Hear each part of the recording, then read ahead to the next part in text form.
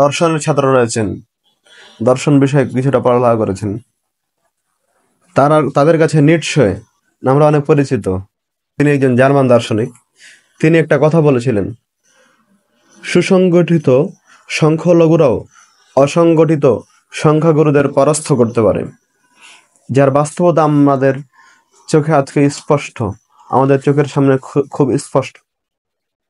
মুসলিমরা সংখ্যাগরিষ্ঠ হওয়া সত্ত্বেও সংখ্যালঘু ইহুদিদের কাছে তারা সামান্য কোনো কিছু, এমনকি অনেক ক্ষেত্রে মনে হয় মুসলিমরা উল্লেখযোগ্য তেমন কোনো কিছুই না।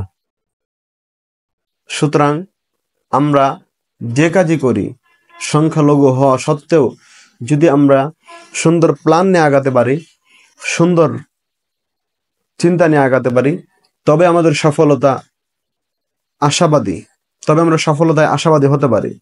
অন্যদিকে আমরা সংখ্যায় যদি অনেক বেশি হই, কিন্তু আমাদের যদি প্ল্যান ঠিক না থাকে, সুন্দর পরিকল্পনা না থাকে, তবে সফলতার আশা খুবই সামান্য।